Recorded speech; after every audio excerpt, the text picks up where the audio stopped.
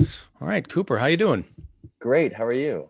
I'm doing I'm doing okay. I realized I should not have watched this movie so closely to the interview because I finished it a couple hours ago and I'm still kind of wrecked in a good Oh way. my gosh, thank you. I'm glad. Yeah. The journey to Shithouse could be a movie in and of itself. I mean, you Yeah. shot this guerrilla style at college during spring break, you uploaded it to YouTube. A week later, you're having lunch with Jay Duplass, as the legend Yes. goes. Yes. Um, and then you're making plans to drop out of college and turn this into a feature. So, where did you? Can you talk about the process of translating your short to a feature? Where did you start? How did you know where to start? And did Jay guide you in that respect, or did you just sort of pick a direction and head for it like when you were making the short?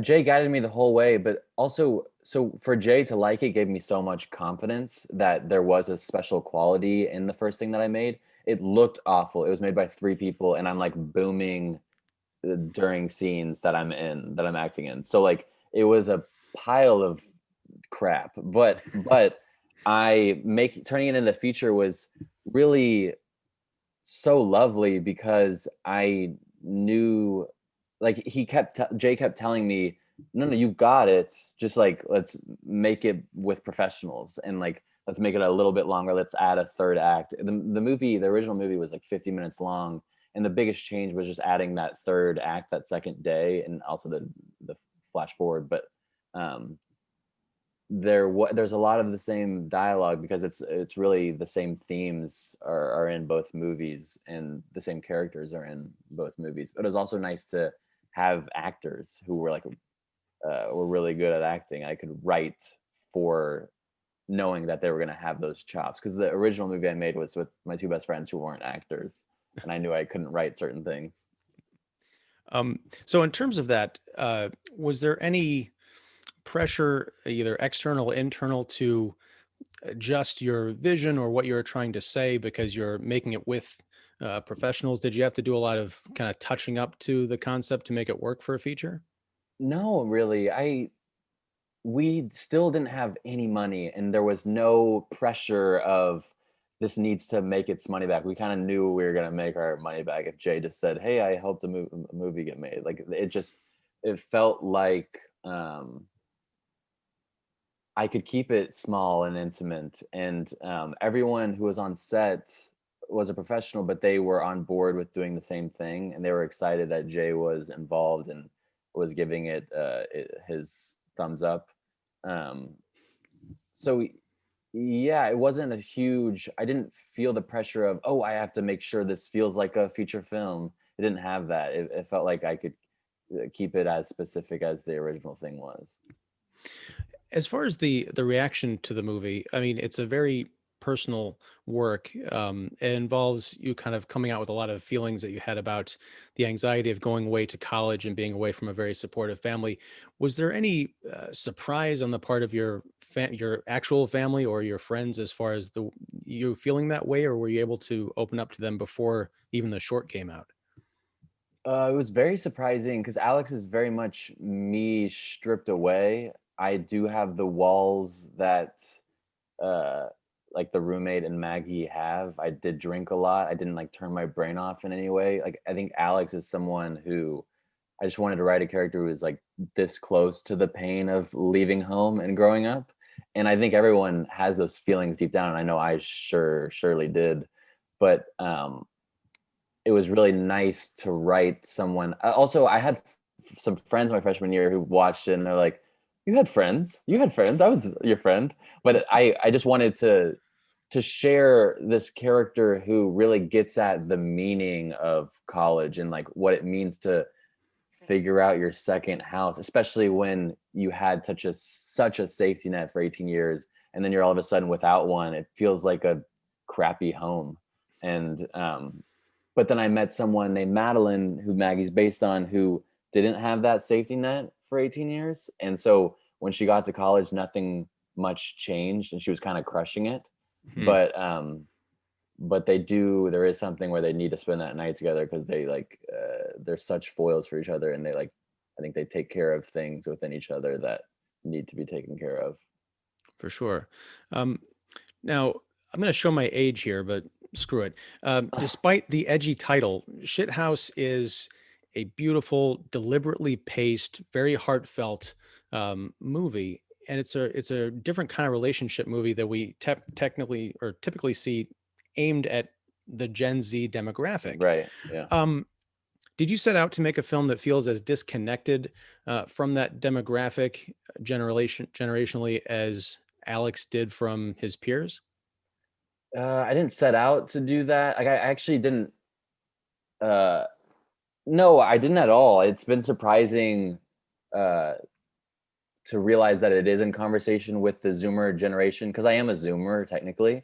Yeah. Um, but uh, yeah, the he is such a different person. But I think that that's what makes it interesting. I guess I did think about how that's why it would be interesting because I'm really testing you to think like, is this relatable? Like, do if I'm gonna say that I relate at all to Alex, that's me showing some colors that I haven't shown before. Like, it's been interesting hearing people talk about it because they're like, they always try to let me know. Like, I mean, I didn't have that experience at all. Like, but to say that you relate at all to it is to say that you did have those had that crushing anxiety and like were somewhat confronting the devastation of uh, knowing that you won't have that time with your family again in any real way. And um, yeah, I was more just focused on the feelings. Like I'm always write things with just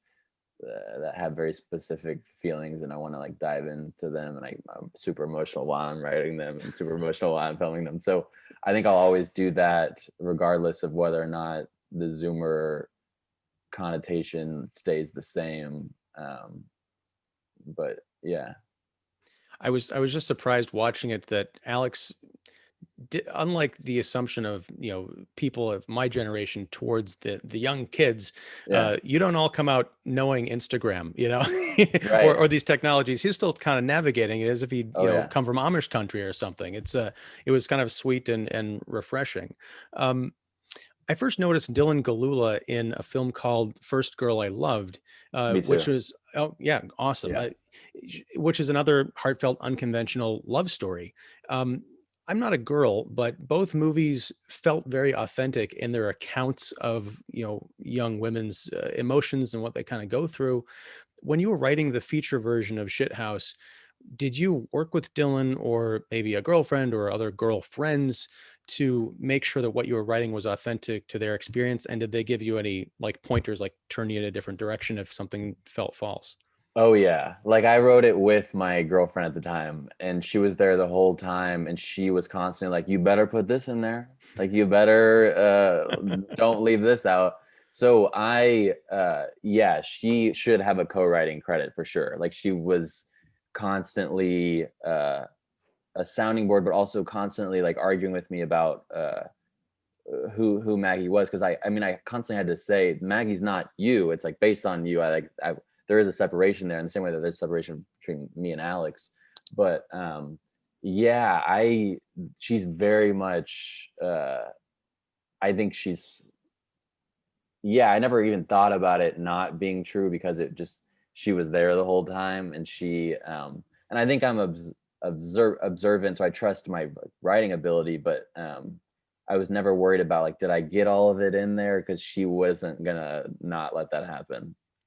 Was there anything particularly boneheaded that you wrote and she read it and was like, No, no, forget it." Um the I'm sure there was like it doesn't I can't think of anything but I will say though Dylan what was really nice about I always told the actors that they could rewrite anything that didn't feel right. So there was one scene where Maggie's talking about her dad, and the way I had it written was it was all the same except one word.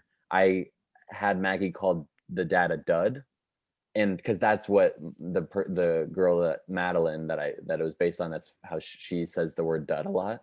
Hmm. But Dylan came to me and said, "Hey, can I say loser instead of dud?" And I was like, "Of course." And that made such a difference. And that is like kind of in a nutshell what I think Dylan brought to the character of Maggie. And there was other moments like that where you can't always, like, as a writer, like, I think you always have to be super open to not just what they're going to bring to your words, but just like changing your words to like make sure that they are so uh that there's no question of whether or not they feel so visceral and real and grounded. It just sort of picking up on that. When I heard that line when she called her dad a loser, that really it struck like a lightning bolt Yeah, right to my heart because I've got a couple of kids and that's sort of a parent's worst right. nightmare aside from death of course, but feeling like you've let your kids down or that they're not going to have, any kind of a good opinion about you. So to see that and then to just understand the pain that that caused in her because she couldn't feel proud of her father, that that really hit close to home. That was one of the big insights. I'm like, I can't believe someone Yeah. who's 23 wrote this. Yeah, well, I mean, it's just very much based on uh, real things that have happened. And I think what was nice is I had the distance and the knowledge of like what that means for the bigger picture, but those moments were always going to work their way in because I think the way I write is I'm coming from it like I know these characters so well and that's all I care about, but then there's themes that float from that, and that's what the movie is and that's what the movie's about. But like there are always going to be those very specific lines because that's where the movie came from in the first place. Like that line and that moment and that scene was in the first movie, and that might have been like one of the first scenes that I wrote because it was just such a big moment in my life, just realizing that there's so many people in the world that were raised so differently, like, and it was shocking to me.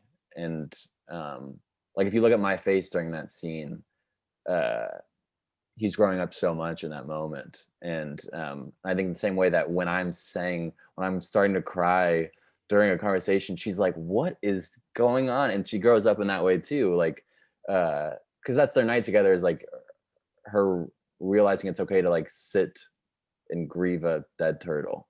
And like that's what he shows her, I think. And but what she shows him is just immeasurable. Like she single-handedly was the reason why he grew up and learned how to take care of himself. And I know it's like simplistic in like making your bed and exercising, but like this person in my life like really taught me that in order for me to like be the person who wants to take care of other people, I have to take care of myself first if I'm going to be there for someone in any real way. Yeah. Well, I mean, it's a great lesson, and it's a very personal movie. Clearly, I wonder now that you've found an outlet for this story, you've made the movie, you've won the top prize at South by Southwest, which congratulations, by the way. Thank you. Um, for your next effort, is there any pressure to kind of try and go back and mine another personal story, or are you looking to tell a completely different kind of story, but with your personal touch, that insight that you brought to Shithouse? I think I'll always want to do the same thing and be focused on very specific characters that I know very well. And I don't feel any pressure to go bigger or stay the same. Like I um I don't know. I've had like I think what it is I've right away when you win an award, people want to like Zoom with you, and I think I very quickly learned that when they're like, "What are your ideas?" and I tell them my ideas, they're like, "Oh, that sounds small," and I'm like, "That is small, I know." So I think I've felt, and also I think I'm so inexperienced that I don't have the talent and the skills to do much else. So I'll always come from that same place of I love these two people and I want to find some themes that come from the way that they were raised. And so I think everything will be similar, but I don't think that I want to necessarily always have the same tone or the same uh, way I tell stories. But I think it'll always be very character driven. I know it will be. Cool.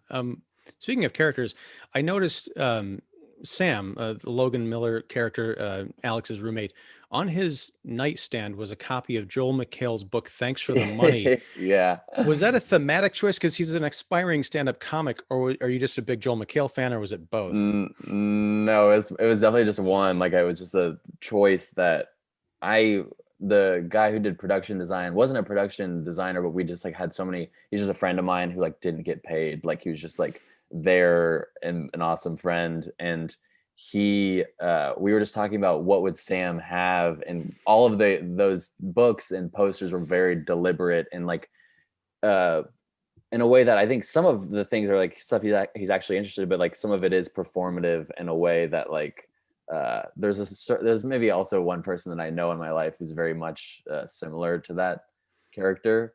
And but yeah, he's an aspiring stand-up. He's also like I don't know, he's a very specific character that just Joel McHale like works really well for him. All right. Lastly, it's scary season. Halloween is a couple weeks away. Yes. Not necessarily your favorite horror movie. What's your favorite movie you like to bring out around this time of year to watch? Your kind of go-to fright flick. I had this thing where I always watched Hocus Pocus, that movie.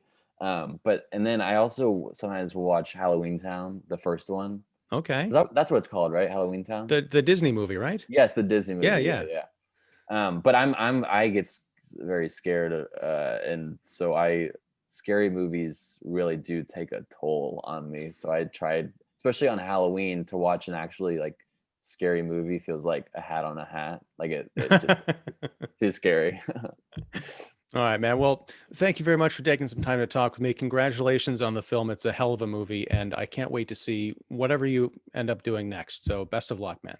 Thank you so much. It All was right. great meeting you. Yeah, all right. Take care. Thank you.